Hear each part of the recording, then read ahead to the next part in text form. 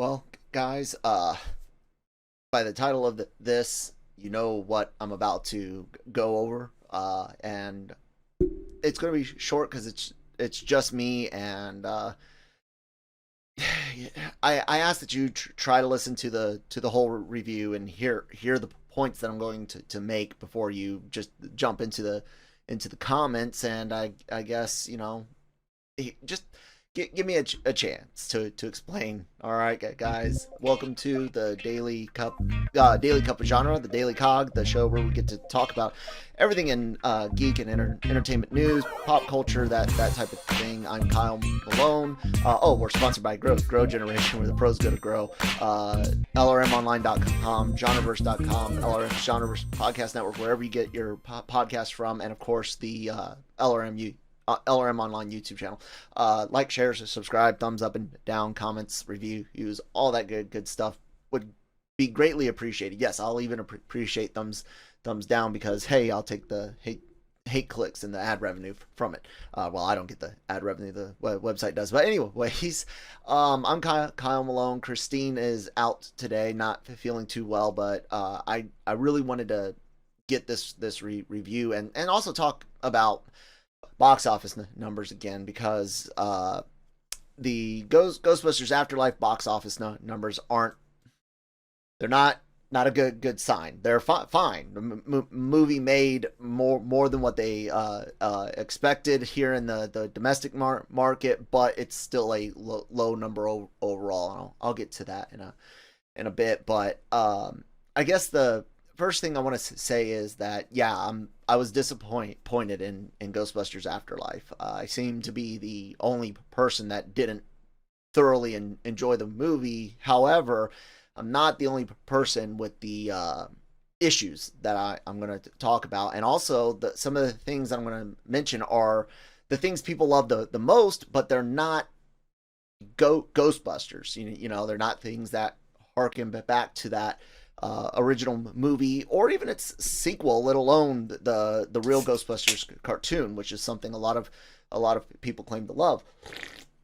And I guess I'll qualify my fandom a little bit here with this awesome tattoo. For those of you listening on the Genreverse Podcast Network audio side, I've got a tombstone with a no ghost on it, Stay Puft peeking out the back, and some slime coming down it, and a trap at the foot of the gravestone.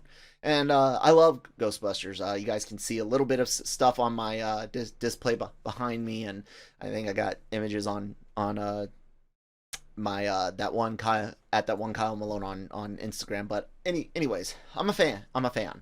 I like Ghostbusters too because I was 7, 8 years old when I saw it, and then I like the real Ghostbusters for what it is, especially the stuff from Straczynski's side of working on it. But Ghostbusters Afterlife isn't a Ghostbusters movie. If you took out the words proton pack, neutrino wand, and you took out the names and symbols, it's just a Stranger Things episode. And I know everyone wants to compare it to that because of Finn Wolfhard, but Sony literally did that. They gave you a Stranger Things movie, which is fine in and of itself, and just slap Ghostbusters stuff in it more than Stranger Things did.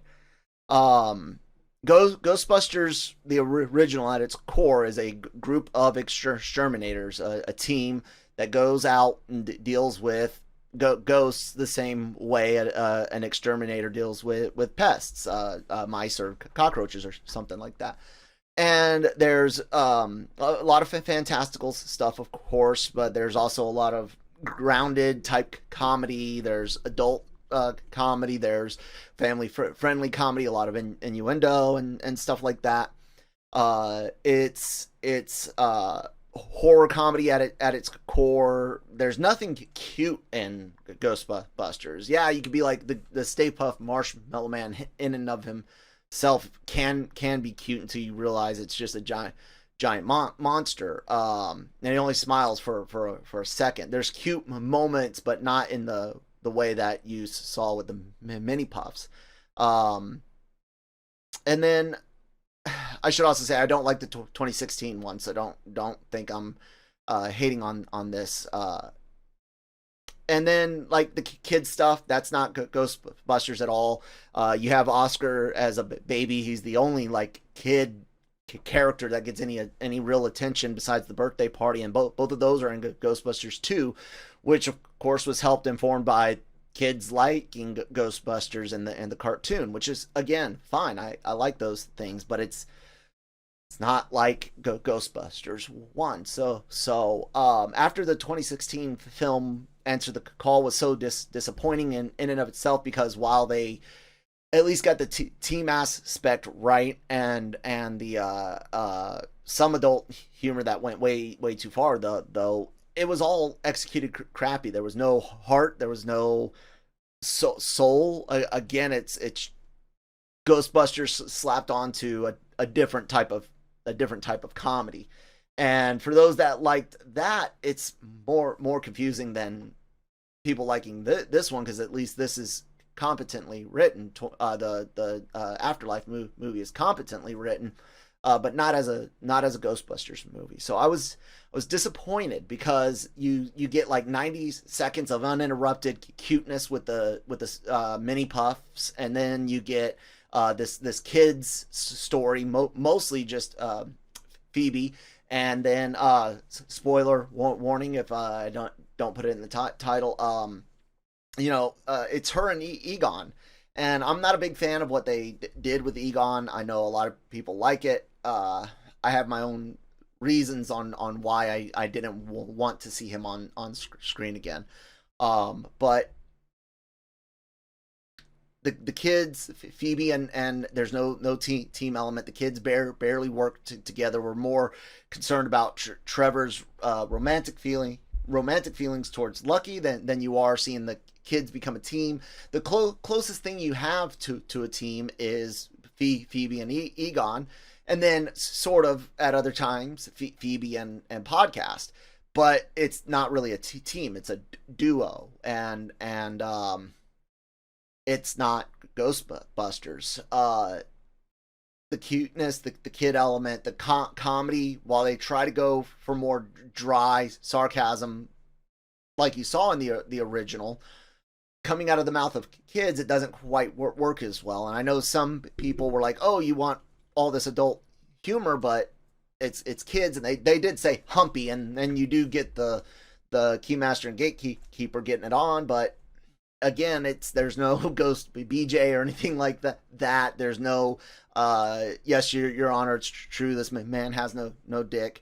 It just doesn't have the tone, and all of that combined, not having anything really. And I'm going to get into in a minute some of the things that actually made me angry, which also feed into why I'm disappointed. But I wanted to point out these things that aren't Ghostbusters like, and it's fine that people like it, but it's not you like things that aren't Ghostbusters. And one of the best ways to prove this point is Nick Dahl and Joseph Jammer Medina, two of the contributors at LRM and Genreverse via the Breaking Geek podcast, both say that it doesn't have the same tone as the original two. It doesn't try to be like the original two, and that's fine. I get it, but I wanted Ghostbusters. I didn't want Stranger Things. I got Stranger Things already. I didn't want X-Files. Like I wanted Ghostbusters. These kids had worked together as a team, had been the focus. If they had included the music at the beginning of the damn movie, if there had been if the mini puffs hadn't been alone for like 90 seconds, if they had actually just popped out and terrorized Paul Rudd, we might be having a different conversation. I still wouldn't be super stoked about watching 12 and 16-year-old kids bust ghosts, but I think I would be more receptive. But yeah, I was disappointed. It wasn't a Ghostbusters movie. my son's favorite part is when the original Ghostbusters show up, which the dialogue isn't the greatest, and Murray delivers his lines quite like he does in the video game, which I love the video game. But we can, if you don't admit that Murray's phoning it in there, you guys are kind of blind. But I was disappointed. So yeah. Anyways, let me tell you why it pissed me the fuck off, okay? Look, number one, wrangling ghosts requires you to use the damn Neutrino wand and the fucking streams to grab the ghost, and then you literally pull the fucking ghost. You can pull the ghost. They show you in the first two movies wrangling ghosts, using physical force to pull the ghost. So you tell me why in the fuck did Sony ignore in-universe canon with Danny Aykroyd supposedly there helping out, and we all know how he was supposed to be obsessed with how great and authentic, at least sounding and feeling consistent, the tech is supposed to be, and yet you have Muncher leading the car. You have an entire scene where they're like, oh, if he gets to the bridge, we won't be... Hit the fucking brakes. Hit the brakes. That's all you got to do. You hit the brakes, and now the ghost cannot pull as easily. You're going to have to trap it really fast because it can still pull on the girl. But inertia, physics, all of that is in Ghostbusters, guys. And they fucking ignored that so they could use the goddamn fucking RC trap, which they don't fucking explain how it went from how all of a sudden there was RC wheels on it, or that if they found it in the car. They don't explain how the fucking RC car can do 60 miles per hour with no visible engine. And while, yeah, you could be like, Egon made a small nuclear engine, there's nothing there. And almost everything in the first two movies, everything that you see, and I know this from the awesome Ghostbusters 3D printing Ghostbusters props Facebook group. You guys can find them on Facebook. Look that up. I also wrote a cool article about them a while ago, a month ago, or no, right before the movie came out. Anyways, everything's got a purpose, and a lot of it's been explained by Danny Aykroyd. And sure, maybe there'll be some explanations for it later, but again, where did it come from? How did they know how to use it? How did they know about the trap door under Ecto 1? It's all just too freaking coincidental in a movie filled with goddamn plot holes out the ass. It's infuriating. Let me get to my text message notes for myself, okay? What in the... Let's start with this. Why no music in the intro?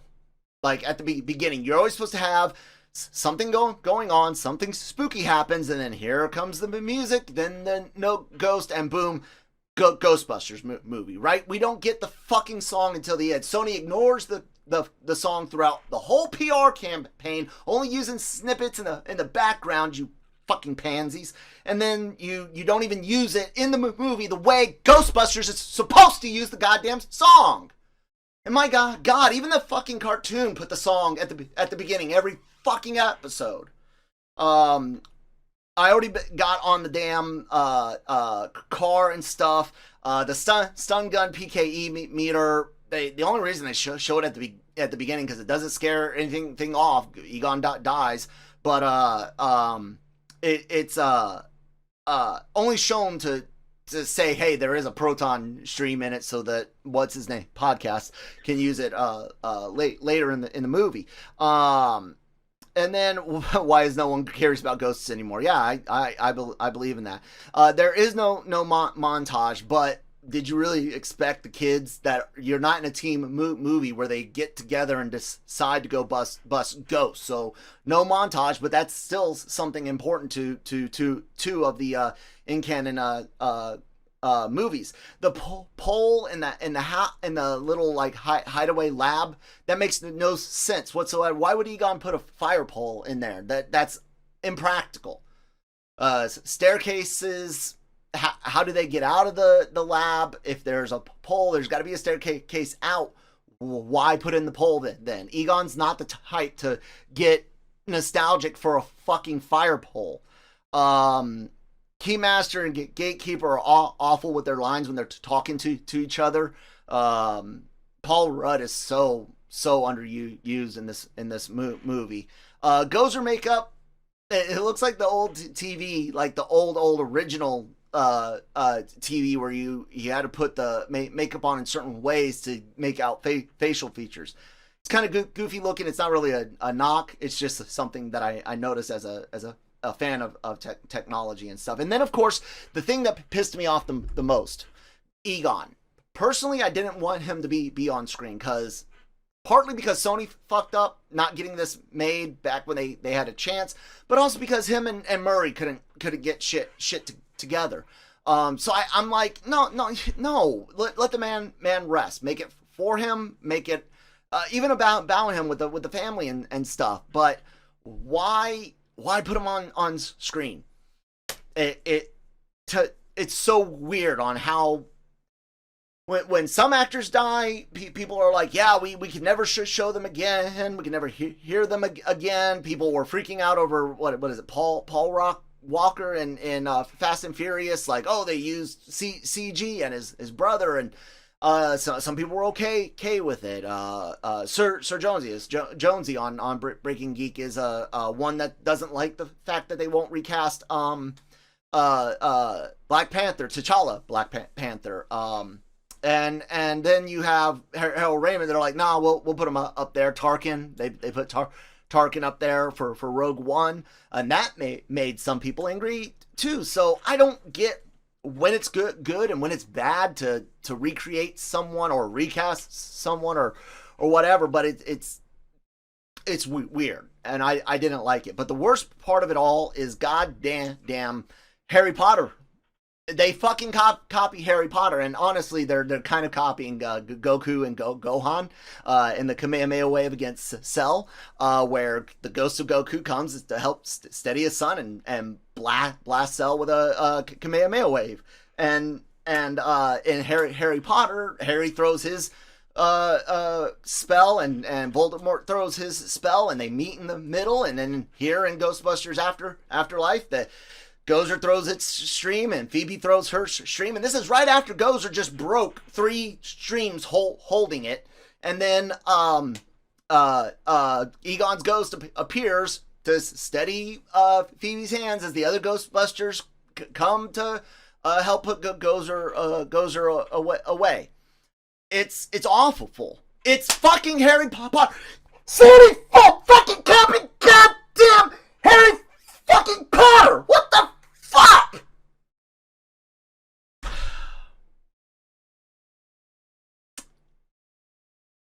So yeah, I was both severely disappointed in not getting a Ghostbusters movie, and then incredibly pissed off by shitty fucking storytelling. God awful storytelling. Which could have been excusable more so if I wasn't already invested in so much lore, so much tech, so much shit. I could forgive some plot holes if you didn't have a bunch of fucking source material right there. So yeah, I was disappointed and angry. Let's take a word from our sponsors over at Grow Generation, where the pros go to grow. Grow Generation, where the pros go to grow. For all of your cultivation needs, Grow Generation has the right products, service and staff to make your grow successful. Go to www.growgeneration.com, where the pros go to grow. And thank you guys so much for sponsoring the episode. Links down below. Let's talk about the box office, okay? I said Ghostbusters came in 44 mil. It came in doing better than what they had projected for weekend gross here in the States. I think it was right around 41 maybe, 42. Ooh, excuse me. Excuse me. Eternals. What did its drop end up being? 62% for Eternals, and then another 60%. Okay, so Ghostbusters Afterlife, ladies and gentlemen. Here's the thing. This movie is so hyped, that this is an atrocious number to me still. And it's not the pandemic. Do you look at me right here, ladies and gentlemen? AEW sells out right now. WWE sells. I don't know if they're selling out like AEW, but they're not suffering like they were before. And I'm sorry if I go a little out of focus here, but yeah, sporting events, both indoors and outdoors, schools, concerts, shows, and I'm not talking big ones. I'm talking 500, 600 people in a floor for a Newfound Glory concert. Newfound Glory. But yeah. Theme parks, rides, roller coasters, indoor simulators, and shit like that. All of that stuff is going on. You guys are all doing that regularly, but you're not going to the theater. Why? Because you can wait. You're willing to. You can't depend on the Penguins playing Carolina. Let's say you live close to Carolina and your favorite team is the Pittsburgh Penguins, which it should be. But you're not going to get a chance to see them again this year for say. So you can't miss that. But you can wait 60 days, 90 days for a movie to be on either streaming or home video. 45 days for some movies. You're not seeing these movies in theaters. Why? It's not the pandemic. And Suicide Squad, Venom, Let There Be Carnage, Ghostbusters Afterlife, 3 big movies that I know a lot of fans didn't say they didn't want to see, and yet, because sometimes when I get on this run, people act like, oh, it's because the movies are crappy and we don't want to see them. Then explain the 3 that I just mentioned. Look, it's this simple, guys. If you don't see the movies in theaters, they're not going to make them the way that we're used to. You're going to see smaller budgets, longer times in between. And you look at this, Shang-Chi. Everyone raved about its opening. I liked the movie. I thought it was great. 224 mil. This should have been the end of second week, guys. This should have easily had an 80 to 100 million week, or maybe not second week, but this should have been like the third weekend. They should have been hitting this, if not more, because yeah, no, you know what? I would say probably pre-pandemic, it would have had 100 to 120 million opening. So yeah. Venom, Let There Be Carnage, as hyped as all you were out there, James. Why didn't that break 100 million opening weekend? It's not the pandemic anymore, guys. You can't keep blaming that. It is literally the fact that you're willing to wait.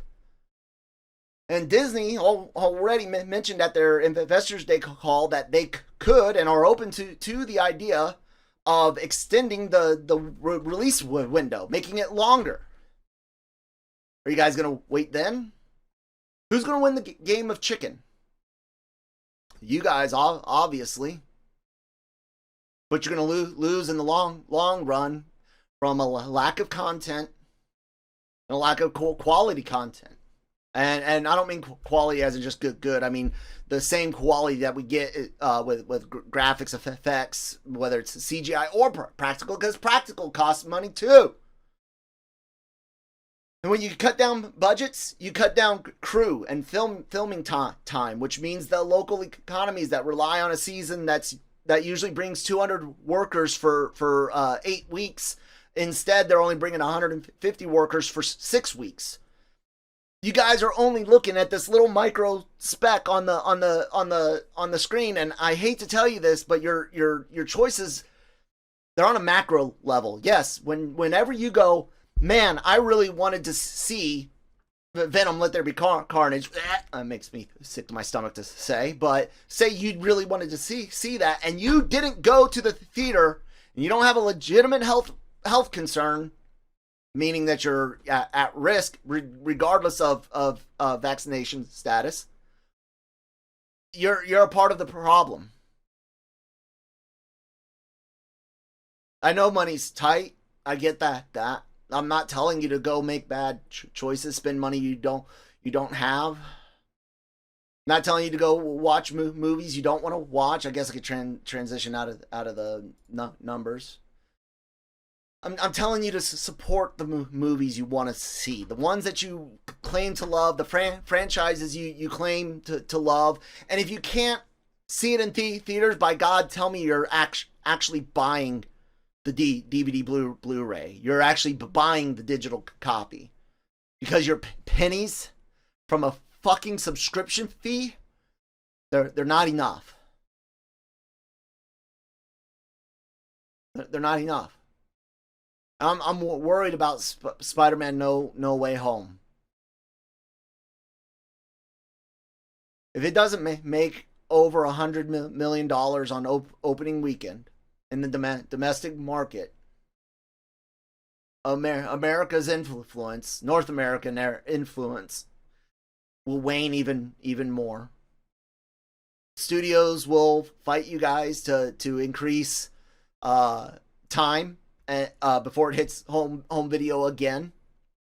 I say fuck it. 60-day minimum required in theaters, and then a 30-day paid video on demand only, and then after those 90 days, allow it for streaming.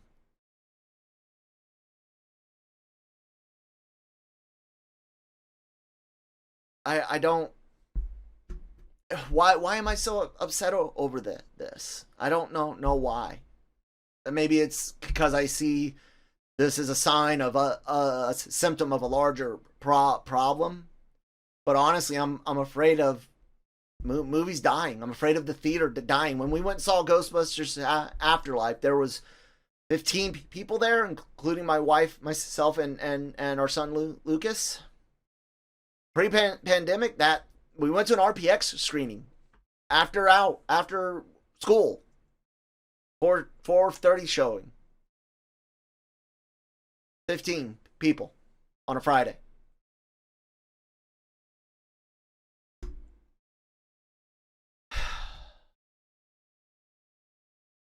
It's frustrating because like I said, so many only see, oh, I can wait, but you're not thinking about how many others are willing to wait and how that can affect the budgets and stuff.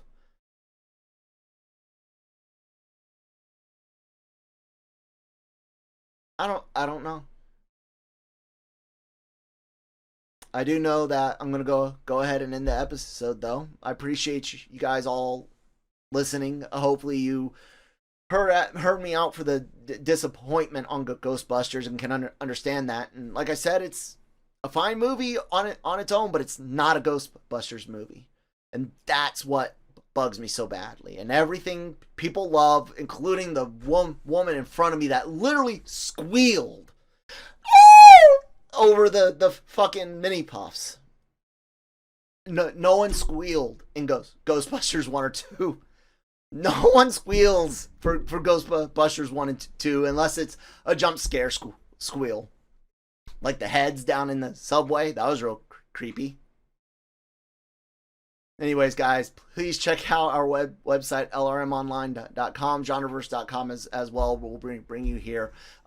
Gig Pod, I forgot to mention, he was talking about the money that it made. So check out his box office article there on lrmonline.com. We got a lot of updated news, our interviews, podcasts, all of that's available right here, guys. Nice little links to the shows, and yeah, check all that out. The Genreverse Podcast Network from LRM Online, wherever you get your podcasts from. I'm showing Spotify on screen. And Animeversal, we did Mirako-chan this weekend. We're going to be doing that for the next few weeks as well. As it's running the Cantina, Breaking Geek. Cantina does Star Wars. Breaking Geek does everything Marvel, Multiverse Mayhem, self-explanatory. And, of course, the Daily Cup of Genre. And we have a brand new podcast that'll be going out today called The Dragon Reviewed, hosted by Cam Clark of the Cantina, and with Christine and I guess, as the casual noobs to the Wheel of Time series. So check that out. No books spoilers.